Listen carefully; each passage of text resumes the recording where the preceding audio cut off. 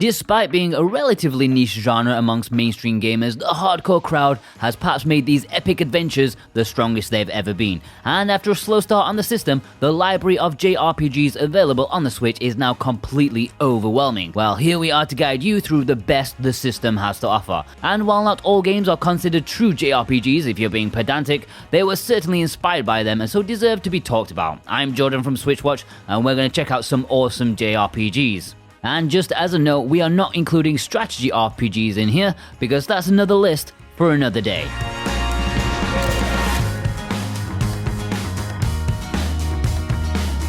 Dragon Quest XI-S is one of the premier JRPGs experiences on the Switch, the biggest and best it has ever been according to some fans. Featuring the content from both the original PS4 version and the 3DS combined, plus extra stuff, many will say that this is the best game in the series and the best JRPG the system has. Out of interest, which is your favorite Dragon Quest? Veterans should also look forward to new stories. If XI-S is a bit too modern for you and you need something a little bit old school, well, Dragon Quest 1, 2, and 3 are on the system too.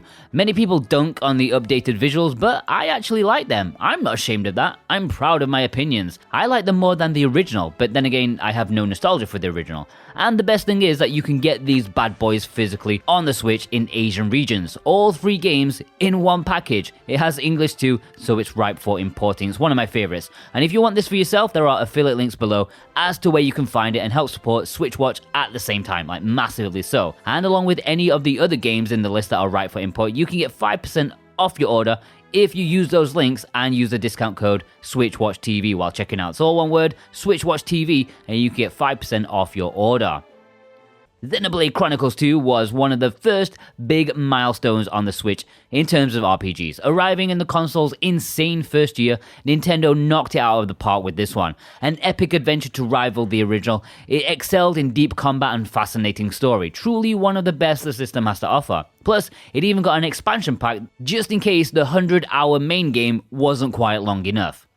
And on a similar note, XENOBLADE Chronicles Definitive Edition, the first game, is truly the best way to play one of the best JRPGs ever made. Sure, this is the 3rd time that they've made this game, first on the Wii, then the 3DS, and now on the Switch. But if ever a game deserved a 3rd chance at life, it is this one. One of the best game worlds ever made, so grand in scope, so many things to do. One of the best stories in JRPGs, it has to be on your list of must-have titles. Speaking of another chance at life, Tokyo Mirage Sessions Sharp FE was the best RPG on the Wii U and therefore deserved another chance at life on a successful console this time. This is an absolute belter. If you're looking for that Persona type gameplay, although perhaps a little more on the breezy side, then this is the game that you want. Don't let the happy-go-lucky J-pop theme put you off. This is a fantastic game with a fantastic battle system. You need it if you're a JRPG fan. Romancing Saga 2 and 3 are 2 rather esoteric examples of the genre. These are old-ass Super Nintendo games remastered for the first time in English, but they don't tend to follow the tropes that we're so used to with JRPGs. Some may not gel with these, but they are very ambitious, and I respect that. Even better, Romancing Saga 3 actually got a physical release in Asia with English on the cartridge, and it's one of my favorite import pieces. As with Dragon Quest 1, 2, 3, links are below if you want to import this for yourself. Sadly, the second game didn't quite get this treatment. Tales of Vesperia is a fantastic JRPG, one of the most well-loved entries in the series. Alongside Symphonia, Vesperia is the one that many people look towards when they think of the Tales games. Aside from a great story, adventure, and combat, what I really love about this game is that you truly get to know the characters, thanks to the trademark skits that really show off their personality of your squad. No other JRPG series can manage that. Now come on Bandai, give us Symphonia, you cowards! Are you enjoying this list so far? Well, if so, don't forget to hit that subscribe button so you can keep up with all of our content. And the little bell too, it always helps. We promise you it is worth it. Trails of Cold Steel 3 is perhaps the worst place to start in the franchise, which is a pity since the series is astounding in both gameplay and its totally fleshed out universe and story arc. This is a fantastic game and we can't wait for the 4th game, but please release the first 2 games so people can actually, keep up with the exceptional story found here. While each of these games is more than deserving enough to get a segment on its own, in order for brevity and to stop people moaning at me, we're grouping Final Fantasy 7, 8, 9, 10, 10 Part 2, and 12 together in one. Endless hours of top quality JRPGing on the system. We all have our favorite. 9 is for the cool kids, 7 for those who aren't insecure, 8 for those who just want to be different. I jest, of course. Each of these epic adventures are well worth your time, and it's nice that some of them are available physically too. The Asian double pack of 7 and 8 is wonderful, plus the Asian physical of 10 is much better than the crappy Western one we got, since both games are on the cartridge. No need to download anything, plus in English. Essential imports in my opinion. Links are below for those 2 packages as well. World of Final Fantasy Maxima could have been grouped in with the other Final Fantasy games, but as a spin-off with a completely different style, we thought we'd give this bad boy its own little segment because it's definitely one that needs some loving. Featuring a more Disney-like art style in some segments and chibi-looking characters in another, this is a fantastic spin-off of the series. Perhaps one of the best, right up there with the original Tactics and Chocobo's Mystery Dungeon. It has an interesting battle system and is a celebration of the series with characters from all over the place joining in. Like other Final Fantasies, this only got a physical release in Asia with English on the cartridge. If you want to grab it for yourself, links are below for that too, don't miss out on it. Octopath Traveler is such a beautiful looking game, presented in 3D with classic 2D sprites and wonderful filter effects, not to mention the badass gameplay. This is an essential JRPG experience on the Switch. Now the 8 stories and the way that they progress may not gel with everyone, but it was ambitious and brave and should be tried by everyone. It's absolutely stunning. And don't even get me started on that music. Mwah! Shining Resonance Refrain is a decent enough JRPG, perhaps on the lower end of quality here, but still a good time if you're looking for something new. It was one of the earliest JRPGs on the system, which gave it a nice little boost, but these days it's often forgotten about. This is available physically and often found quite cheap in price. Maybe worth a try. Trials of Mana Remake was hot off the heels of the Final Fantasy VII Remake, and let's just say they didn't quite have the same budget. But that's not to say Trials of Mana isn't a good game in its own right. This is an old Super Nintendo game remade, and it's a fine addition to the RPG library on the Switch, and is a recommendation from us, as you can see in our review. Grandia 1 and 2 is a double helping of classic JRPGs. Released together in one package, it's nice to see them up and running in HD with a couple of bells and whistles. They're not the greatest ports ever, but they're still classic games, and debate still rages to this day about which of the 2 is superior.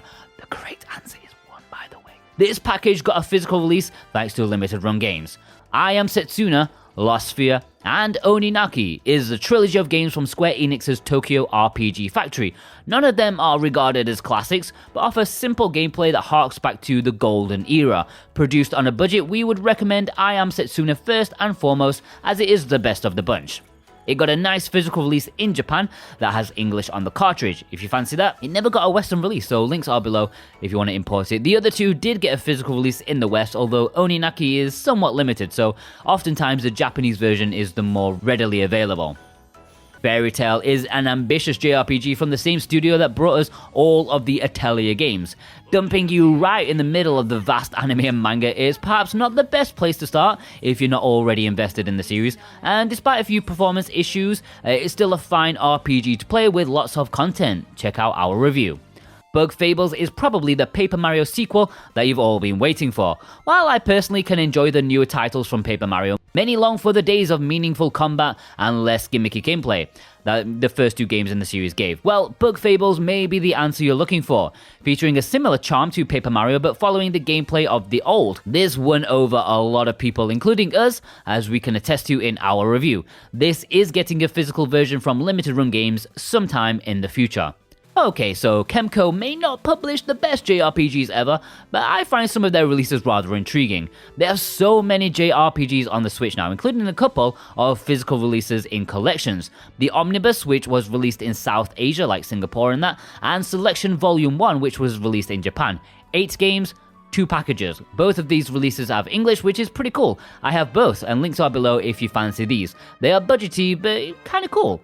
Battle Chasers NIGHTWAR is a great RPG inspired by the Japanese classics. With a story based off a comic book series, this one is often overlooked on the Switch. Meaty, well-rounded gameplay, you should probably give this a look if you want to have a Western take on the genre. A cheap physical version is readily available. Ys 8 is more of an action RPG and doesn't quite fit into this list as nicely as some of you would like, but it's such a damn good game that we just have to spread the word about it. Join Adol on his adventure as he shipwrecks on a mysterious island, and he rescues his fellow passengers and plots their escape, all the while getting entrapped in the location's history. A fine game with an absolutely belting soundtrack. This has a physical version, although the North American one fetches pretty high prices these days. So there are about like a dozen Atelier games on the Switch right now, that's no joke, with more no doubt coming in the future.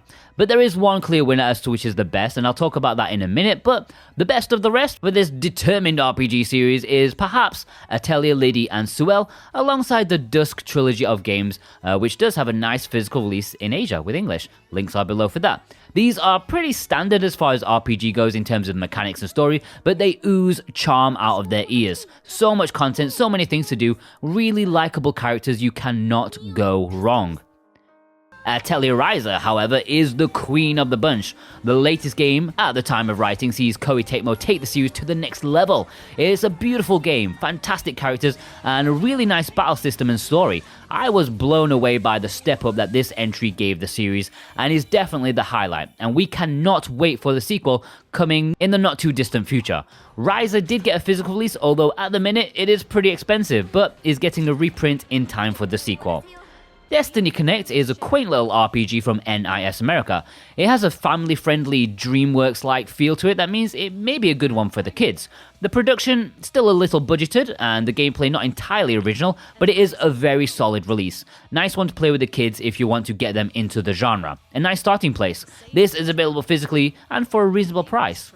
For me, the longest 5 minutes is an interestingly told story as you begin the game right at the end, about to be defeated by the final boss, at which point you recount your journey up until that point. A fun game, but the biggest sticking point at the time, at launch, was the price tag. This retro-inspired RPG was pretty much a full price release. However, if you can get it for like $15 or $20, we'll give it a good recommendation. Very idiosyncratic, so a good one if you're tired of the gameplay flow that most JRPGs give you. Ni no Kuni Wrath of the White Witch may be a port of an old PS3 game lacking the bells and whistles of the remastered edition, but that doesn't take away much from this fine, charming RPG. Beautiful visuals, great cutscenes, story, and nice gameplay that includes some monster catching elements, highly recommended. Plus, it is often on sale so you can get it for a cheap price. Can't recommend this one enough, although you may want a box of tissues by your side. Tears are pretty much guaranteed. Pokemon is probably the most popular JRPG franchise around. Most people don't think of them as JRPGs, but they are, with two distinct entries, Sword and Shield and the Let's Go games. They may not be the pinnacle of the series, but they are great entry points into the genre and still offer the same addictive monster-catching gameplay that the series is known for. Plus, it's Pokemon. And if you're completely sick to death of Pokemon but need that monster-catching experience, then perhaps take a look at NEXOMON Extinction. We thought it was slightly generic in our review, but you guys bit our heads off, claiming it to be the best thing since sliced bread. What do we know? This is a popular one. Loads of monsters, really nice visuals. You'll probably want to check this one out and then leave a rant on our review. Last Remnant is an often forgotten about gem, a very unique game where you control units rather than individual characters. I don't think most people knew what to make of this back in the day. The remastered edition fixes a lot of the issues, and if you're looking for something a bit different, then perhaps give this one a go. It's cheap enough, but has an almost AAA feeling to it. Sadly, so far, this is only available digitally. And there we have it, guys. Did we miss anything? Most of these are available physically, so if you want to support us at the same time and purchase it, then consider using the links below. Either Amazon for the Western releases or Play Asia for the very nice import exclusives, plus you get a nice discount too. It massively, massively helps us out. Be sure to check out our other content, thanks to our YouTube members and our executive producers, Dane Wilkinson, Brent McLean, Gannicus God of Resin, and Jonathan Rumor. Thanks for your support. Plus, you watching now. Yes, if you watched all the way through, you're an absolute legend. The longer you watch, the more it helps us out. On screen, well, here are some of our other stuff to behold. We'll see you guys over there. Take care.